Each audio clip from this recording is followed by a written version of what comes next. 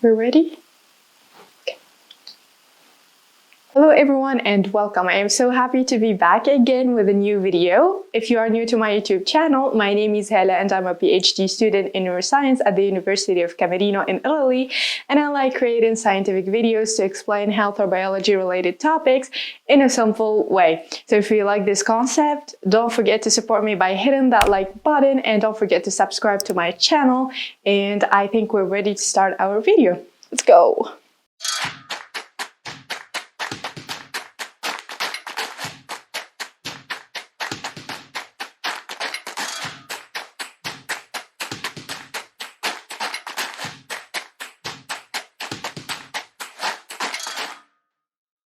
Grief, fear, conflict, or other negative emotions can lead to an unusual type of heart attack known as the broken heart syndrome. And you can ask me a question here: can we actually die from being too sad? If you want to know the answer, stick till the end. First described in Japan in 1990 by Dr. Hikaru, the Takotsubo cardiomyopathy is an acute cardiac condition that involves left ventricular apical ballooning and mimics the acute myocardial infarction. It is also known as the transient left ventricular apical ballooning syndrome, Takotsubo-like left ventricular dysfunction, ampulla cardiomyopathy, stress-induced cardiomyopathy, or the most common name is the broken heart syndrome. In Japanese, the word Takotsubo means octopus pot, which is a fishing jar. So the pot has a round bottom and a narrow neck that strap in the creatures until they're pulled out by the fishermen. So the pathophysiology of the Takotsubo syndrome remains incompletely understood, but various hypotheses have been postulated, including coronary spasm, microvascular dysfunction, low estrogen levels, or inflammation. But the most commonly discussed mechanism for this disease is the stress-induced catecholamines release, which can have a direct toxic effect on the myocardium. So 4 anatomical variants of Takotsubo have been described, but the most commonly described is the apical type, characterized by apical ballooning.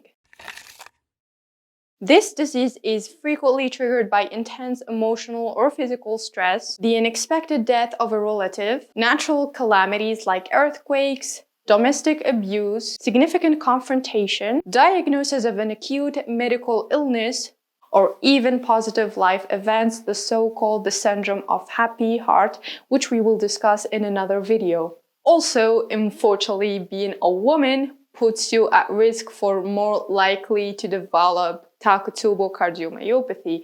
Do we know why? No, we don't, unfortunately. Patients are typically postmenopausal Asian or Caucasian women. In 286 reported cases of Takotsubo cardiomyopathy, Gianni et al. Reported that 88.8% of patients were females. Of the cases that reported race, 57.2% of patients were Asian, 40% of patients were Caucasian, and 2.8% other races.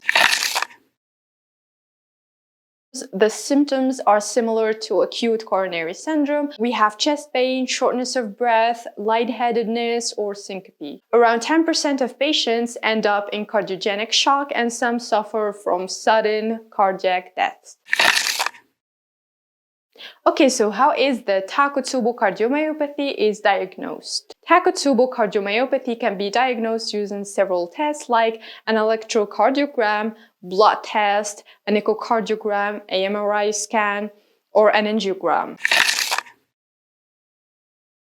To date, there are no specific or randomized treatments for patients with Takotsubo syndrome. Because most of the patients with Takotsubo syndrome are hospitalized with suspicion of acute coronary syndrome, they are initially treated according to the guidelines for this disease. So they're given angiotensin-converting enzyme inhibitors known as ACE, angiotensin receptor blockers, beta blockers, and antiplatelet therapies. Patients also need continuous ECG monitoring for at least 24 hours.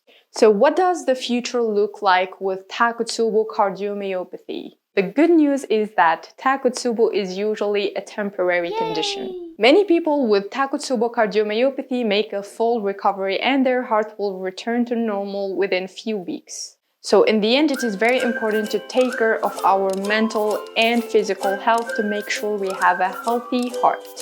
That was it for today. I hope you learned something new from this video, and if you like this video, don't forget to share it with your friends and hit that like button, and don't forget to subscribe to my channel. Thank you and see you in the next video, inshallah. Bye bye.